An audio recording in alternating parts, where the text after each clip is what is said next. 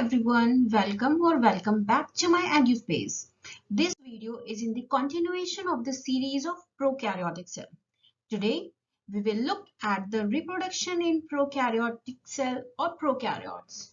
So, let's get started. Before going to the topic of reproduction in prokaryotes, let's discuss about what is the meaning of reproduction.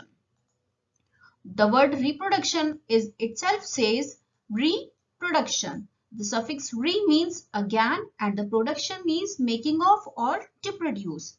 So in this process, the produced organism is called offspring.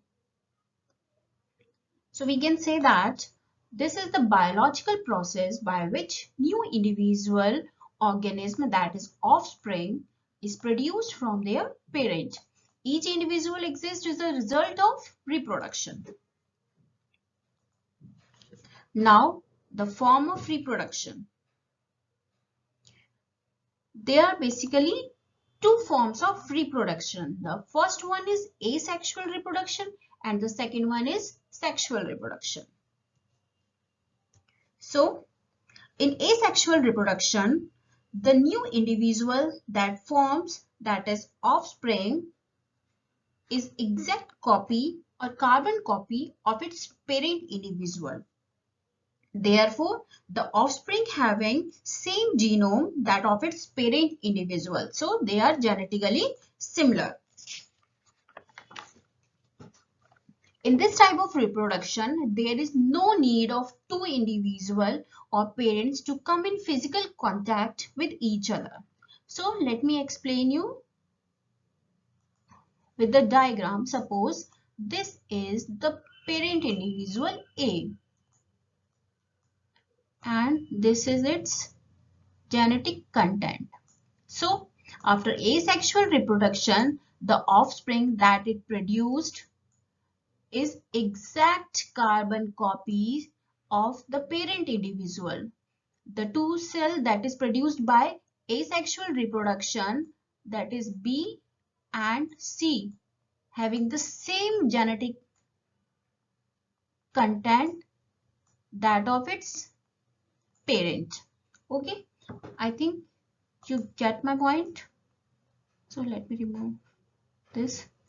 Okay. So the next one is asexual reproduction. Sorry, the next one is sexual reproduction.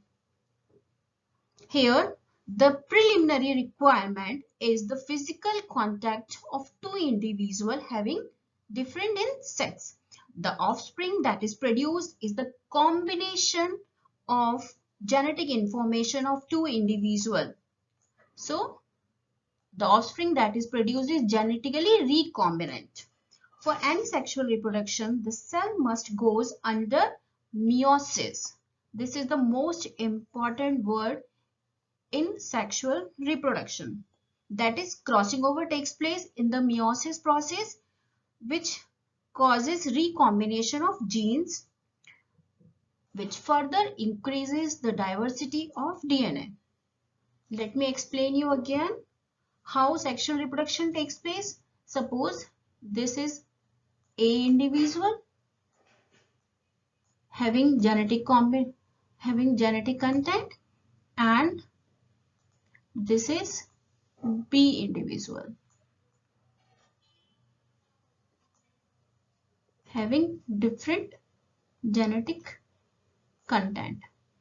When they both sexually reproduce, they went under meiotic division.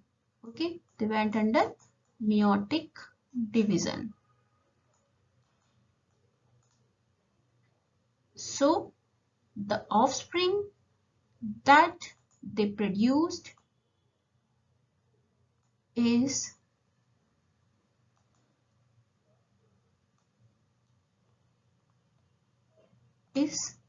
physically, phenotypically and genotypically different. Half comes from A individual and half gene content come from B individual. So this is known as recombination of genes. It increases the diversity of DNA. So let's come to our topic, that is reproduction in prokaryotes.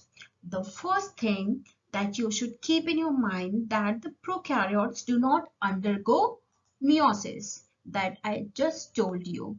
The prokaryotes do not undergo meiosis. So reproduction in bacteria are of two types, the asexual reproduction and sexual reproduction. The first one is asexual reproduction, the process by which the bacteria reproduce asexually is called binary fission. The resultant cells is in the form of 1, 2, 4, 8, 16 and so on. As a result, the two genetically identical cells are produced, which are exact copies of its parent individual. So, in this picture, you can see over here, the binary fission includes 5 steps. The first one is cell undergoes DNA replication. The cell which is prepared itself for reproduction goes under DNA replication, which means doubling the content of genetic material. The second step is cell elongation. As soon as the replication occurs in DNA, the cell gets elongated in its size. The third one is septum formation. A slight invagination you can see over here is called cell furrow, which start forming. The fourth step is cell partition. So the cell wall starts forming, and through this cell furrow and two cell get partitioned. Next and the last step is the formation of daughter cell, and these two daughter cells get separated, which looks exactly similar to its parent. You can see this cell is the exact copy of these two cells. Next one is sexual reproduction. This one is quite questionable for me.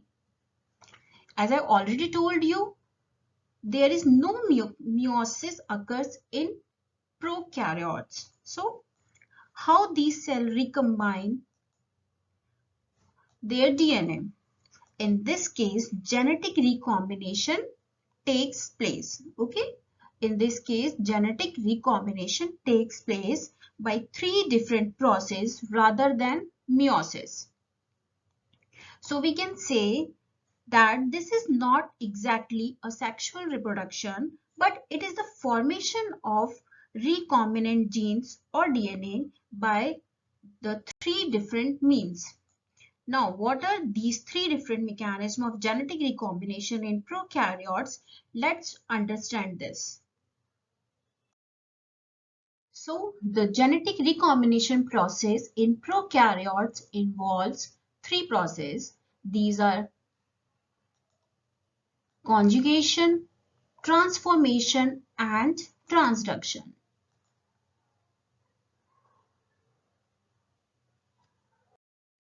So, the first recombination of gene process is conjugation. This is the process of transfer of genetic material between two bacterial cells. So, two individuals are required for conjugation. As two individuals are required, we can say this is type of mating process known as parasexual reproduction. So, this is not exact the sexual reproduction, but it is quite different from this. It involves cell-to-cell direct contact or by bridge-like connection through pilus between two bacterial cells. Also known as horizontal gene transfer, as the gene from one bacterial cell horizontally through pilus bridge go to other bacterial cell. Here, plasmid plays an important role in conjugation. As we know, plasmid replicates independently of main DNA and code for proteins that help in providing resistance to antibiotics or the production of drug-resistant genes. Mostly, plasmid exist independently, but some plasmids known as episomes can integrate with the main DNA. Cells that have plasmids are having fertility factor. As I told you in the previous video of pili and fimri in prokaryotes, the plasmid genes are responsible for the formation of pilus. So, those bacterial cells that have plasmid can initiate the formation of sex pilus. Therefore, cell having that F factor is donor cell, or we can say F plus cell, and the cell which is lacking this fertility factor is recipient cell, which is denotes by F minus.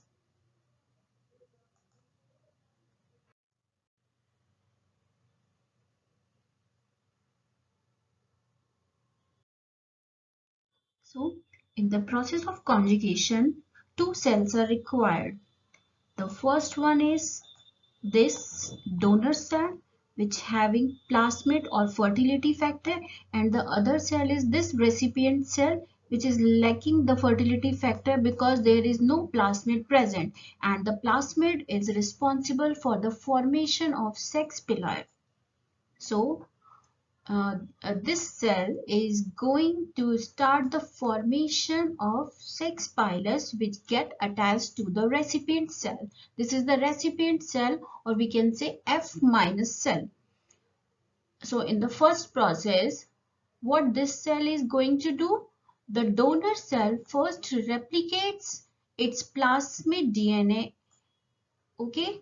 And in the next step, the sex pilus that is got attached to the recipient cell and form a bridge-like structure, or it is hollow tube known as conjugation bridge. Now in this next step, the donor cell transfer one copy of its plasmid DNA to the recipient cell. Now the recipient cell gain the ability to form sex pilus because now it is having the plasmid structure, and now it can behave as a donor cell.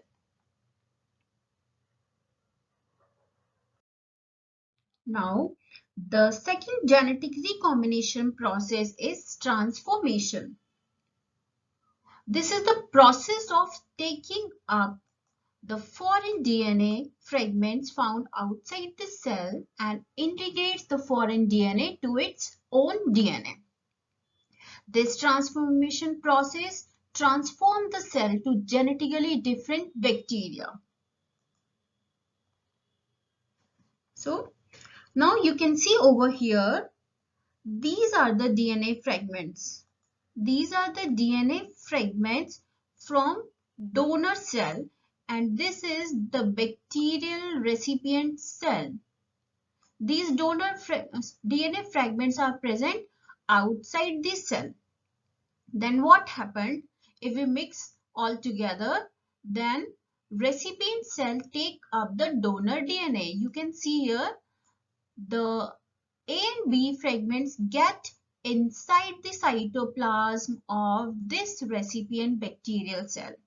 Then what happened next? The recombination occurs.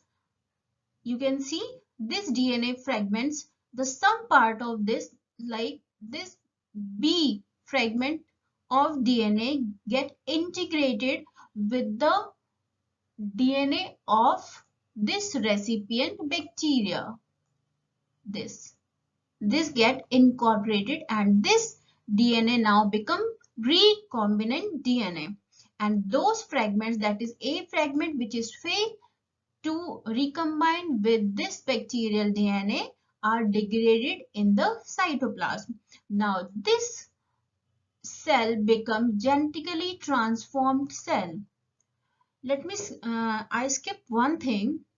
The recipient cell, which is able to uptake the outside DNA fragments, are competent cell. Why this cell is called competent cell? Because the competent cell are those bacterial cells having the ability to take a foreign DNA and transform its DNA. Okay. So let's we take an example. Suppose these DNA fragments are from donor cell which is toxic. Okay. This time the donor cell is toxic and this recipient cell is non-toxic. Okay. When the transformation occurs, then what happened? Some DNA fragments from this toxic donor cell get integrated with non-toxic genes of recipient cell. So now this genetically transformed cell become toxic now. I hope you understand why this become toxic, because this recipient cell is going to integrate some fragments of toxic genes into its own genome. Thereby, it becomes toxic in nature now. So this is the process of transformation, where transformation of a cell occurs with the uptake of foreign DNA. Next. So transduction. It is the third process of genetic recombination in bacteria. The process by which foreign DNA is introduced to bacterial cell with the help of virus known as bacteriophage. This process is somewhat similar with the transformation. But here, the DNA fragments are not directly taken up by bacterial cell, but with the help of viruses, that is bacteriophage, foreign DNA is introduced to the bacterial cell. The bacteriophage are viruses that infect bacterial cell and use them to synthesize their own genetic material. In some cases, during synthesizing their own genetic material, bacteriophages take up DNA fragments from bacterial cell, and when the same bacteriophage infects another bacterial cell, inject that bacterial DNA which can be integrated with bacterial DNA, thereby recombinant the genetic material of the DNA.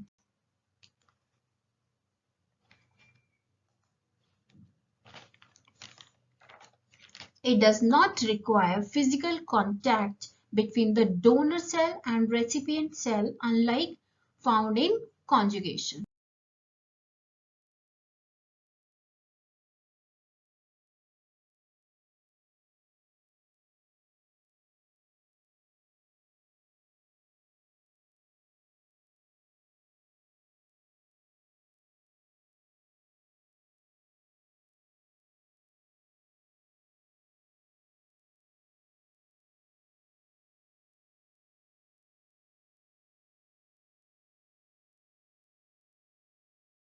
So you can easily understand the process of transduction with the help of this diagram. So you can see over here, this is the bacteriophage and this is the bacterial cell. The bacteriophage genetic material is in pink color and the bacterial genetic material is in green color. This is pink is the DNA of bacteriophage and green is the DNA of bacterial cell. Then what happened next? In next step, there are some fragments of bacterial as well as bacteriophage, which bacteriophage uses to synthesize its own DNA. So you can see this is the synthesis of bacteriophages. There are numerous bacteriophages are synthesizing, but in some time what happens? Some bacteriophage take up the chromosomal DNA from the bacterial cell like this. This bacteriophage is not having pink DNA which is present in the initial bacteriophage, but it's having green DNA which is of bacteria. So when this particular bacteriophage infect the other bacterial cell, then what happened? It injects its DNA, okay? It injects its DNA like this, and this DNA get integrated with the DNA of this second bacteria, or we can say this going to become a recipient bacterial cell.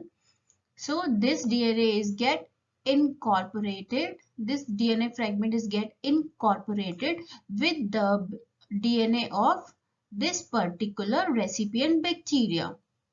So this is the DNA which is present in this particular DNA. So now this is become the recombinant DNA. Thereby, which consequently what happened? It increases the genetic diversity as it happened in sexual reproduction. That's it for today. Thanks for watching.